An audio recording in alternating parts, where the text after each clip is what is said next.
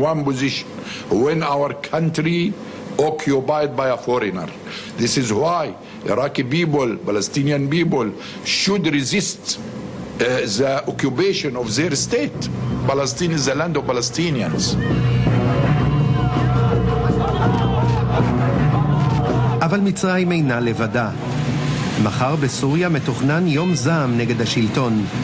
ההפגנות אורגנו דרך האינטרנט ובסיוע 10 קבוצות אופוזיציה שיושבות בלונדון ובפריז. הבולט שבהן הוא ארגון האחים המוסלמים הסורי. שבועות בודדים לאחר שפגשנו במצרים את דוקטור אל-פותוח, פגשנו בבריסל את השייך עלי סאדר אל-ביאנוני, שעומד בראש האחים המוסלמים הסורי. Sir, how long do you think that Dr. Bashar al-Assad will continue to be the president of Syria? أعتقد أن العد التنازلي بدأ بالنسبة للنظام السوري والرئيس بشار،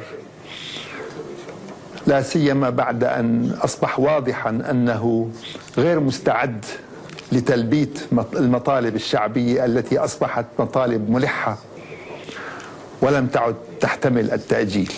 نعتقد أنه إذا رفع الغطاء الدولي عن هذا النظام فهو غير مؤهل للاستمرار لأنه لا يستند لأي قاعدة شعبية. Do you accept the existence of Israel as a state? هي إسرائيل موجودة. هناك في قرارات للشرعية الدولية تطالب إسرائيل بالانسحاب إلى حدود عام 1967. نعتقد أنه إذا نفذت هذه القرارات يمكن أن تعيش المنطقة بسلام.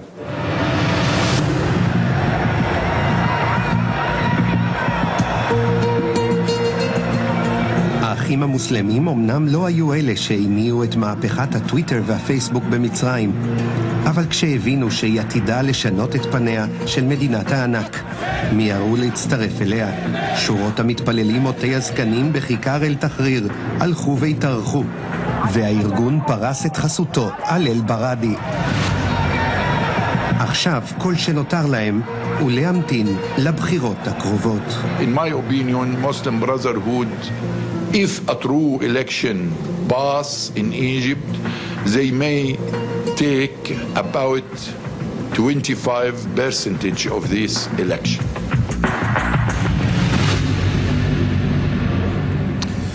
אהוד יערי, אתה יודע מה? זה גרסה הרבה יותר מתונה מה ששמענו בכתבה הזאת. אומרים לך, גם האחים המוסלמים המצרים, גם האחים המוסלמים בסוריה, אנחנו נקיים את הסכמי השלום, נכיר בישראל, ממש... כן, אז לעניין הזה אני אומר יאיר שיש מחלוקת בתוך האחים המוסלמים כיצד להציג את עמדתם בנושא הישראלי. אין מקום לתהות לגבי עמדתם, ולמשל סגן המדריך הכללי של האחים המוסלמים במצרים עכשיו, רשד ביומי שמו, אומר היום צריך לבטל את הסכם השלום עם מדינת ישראל, לא לשקול, לא להעמיד למשאל עם, לבטל אותו. למרבה המזל בשלב הזה, האחים המוסלמים אינם רוצים להיות בראש המהפכה במצרים. הם בכוונה מחזיקים את עצמם קצת בצל, הם מורים לאנשיהם לא להשמיע סיסמאות מובהקות של האחים המוסלמים כמו האסלאם הוא הפתרון, שאז ההפגנות מזוהות כמו האחים המוסלמים, מפני שהם יודעים שברגע שהם מופיעים בראש, בחזית, בחלון הראווה, המשטר נוהג אחרת, גם הצבא וגם שירותי הביטחון. מה שראינו היום, שהייתה להם דאגה שמא ההפגנות לא יקבלו את הממדים הרצויים, ואנחנו ראינו היום המוני אחים מוסלמים ממלאים את הכיכרות, ובעיר השנייה בגודלה במצרים, אלכסנדריה, למעשה האחים המוסלמים השתלטו על ההפגנה במרכז העיר, שם בסידי ג'אבר. תגיד, התוכנית הפשרה שהבאת בפתיחת המהדורה, שלפיה מובארק יהפוך לאיזה סוג של כמעט שליט בובה, זה דבר שיכול באמת להצליח?